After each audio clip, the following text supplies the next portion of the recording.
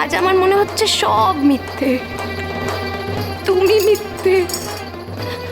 আমি আমি এতদিন একটা মিথ্যের পেছনে ছুটছিলাম।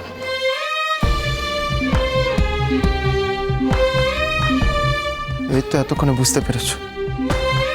এখন যখন বুঝতেই পেরেছো তাহলে সবার সামনে দাঁড়িয়ে এভাবে লোক হাসিয়ে তো কোনো লাভ নেই, তাই না? আমার তোমার সঙ্গে বিয়ে হয়েছিল, কিন্তু আমি তো তোমার সঙ্গে থাকিনি। মানে আমার দ্বারা তোমার কোনো ক্ষতি হয়নি, আমি তোমার সতীত্ব নষ্ট করিনি। আর মন্দিরে গিয়ে বিয়ে ছুটি, এটা আবার কোনো বিয়ে নাকি? আমায় ভুলে যাও। তোমার বাবা তোমার যোগ্য কোনো পাত্র খুঁজে নিয়ে এসে তোমার সঙ্গে বিয়ে দিয়ে দেবে। সর্বজিৎ, এরকম ভাবে হ্যাংলামি করো না সবার সামনে আমাকে পাওয়ার জন্য। চোখে লাগছে।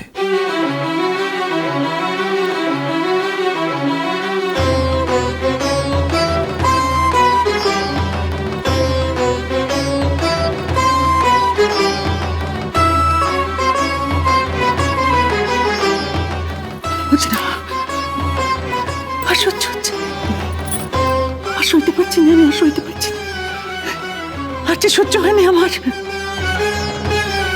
দিদি, এই লোকটা আমার মেয়েটার ক্ষতি করবে বলে, আমার মেয়েটাকে বিপদে ফেলবে বলে, তার জীবনটা নিয়ে জানো তাই করবে বলে আমি দিদি দেখছো সব শুধু সেই জন্য বানিয়ে বানিয়ে মিথ্যে কথাগুলো বলছে, শুধুমাত্র সেই জন্য। এখন আমাদের চুপ করে থাকা দম্ভে সইবে না দিদি, তুমি বলো দম্ভে সইবে? আমি বুঝতে পারছি না বসুমতী, বিশ্বাস করো না, আমি কিছু বুঝতে পারছি না রে।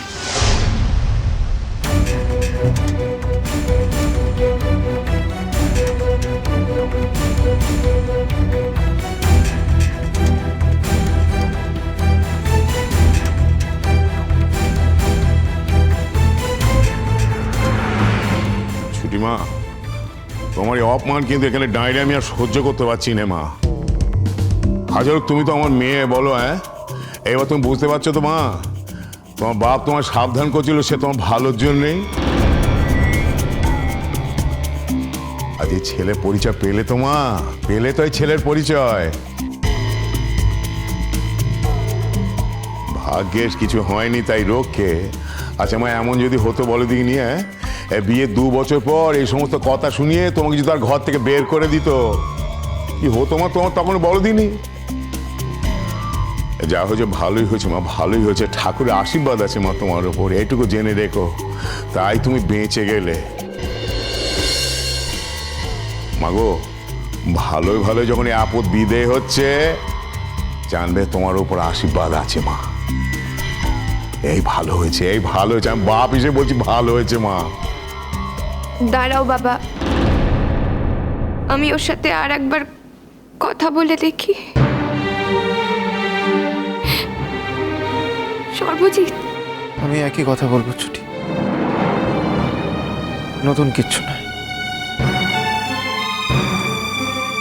সর্বজিৎ, আমি তোকে হাত ধরে মিনতি করছি বাবা, তুই যদি আমার থেকে বয়সে বড় হতিস, আমি তোর পায়ে হাত দিয়ে প্রণাম করে বলতাম যে ওই মেয়েটাকে এমন করে অপমান করিস না, কোনো কিছুর ভয়ে মাথা নোয়াস না সর্বজিৎ। সর্ব, ভালোবাসার শক্তির কাছে পৃথিবীর সব শক্তি কেড়ে যায়, এটা তুই জানতিস না? ছুটির মতো মেয়ের সংস্পর্শে এসেও তুই এই কথাটার মানে এতদিনও জানিস না, এটা তো আমি ভাবতেই পারছি না। এখনো সময় আছে সর্ব, এ বাড়ি থেকে চলে যাবার আগে আরো একবার ভাব। তুই যদি এ বাড়ি ছেড়ে চলে যাস, তাহলে ছুটিকে তুই সারা জীবনের মতো হারাবি। ও কোনোদিনও আর তোর কাছে ফিরে যাবে না সর্ব, কোনোদিনও না।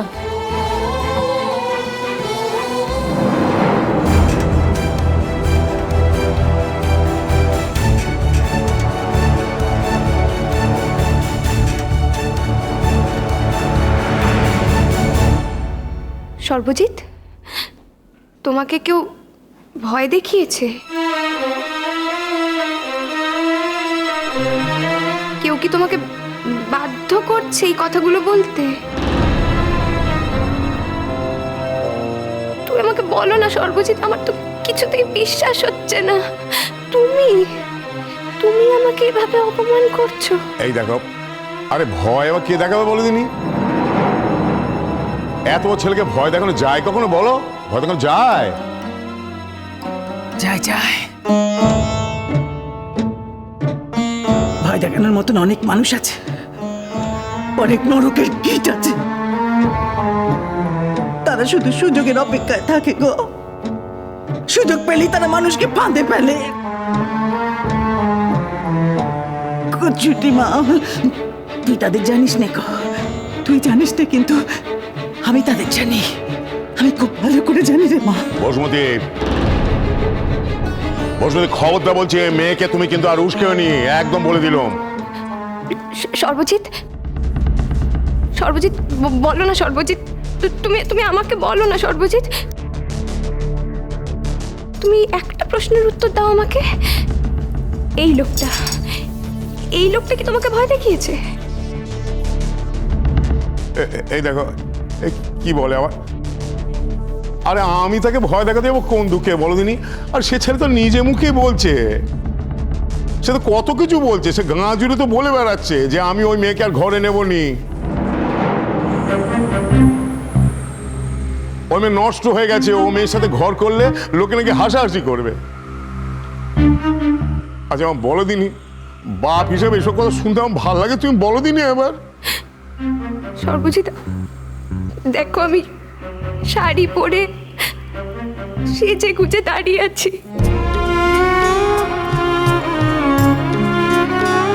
আমি কিন্তু ওই লোকটার একটা কথাও বিশ্বাস করিনি সর্বজিৎ। আমি জানতাম তুমি আসবে, এসে বলবে ছুটি চলো আমার সাথে, অনেক তো কষ্ট করেছো। আমি যখন ফিরে এসেছি তখন পৃথিবী আর কেউ তোমাকে কষ্ট দিতে পারবে না ছুটি।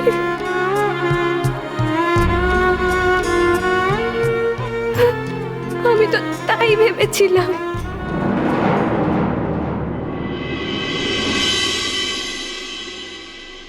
উমা, জামাই যে দিদি,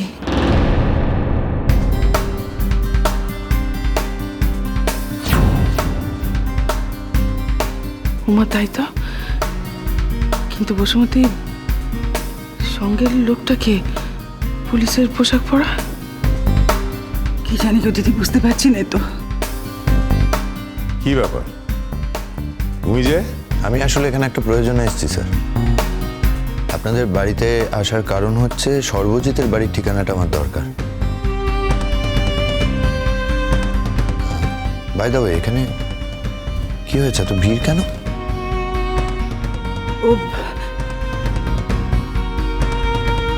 ও জামাই, তুমি খুব ভালো সময় এসে পড়েছো বাবা। দেখো না, দেখো না, দেখো না, আমার মেয়েটাকে শুলে চড়ানোর ব্যবস্থা করেছে গো বাবা।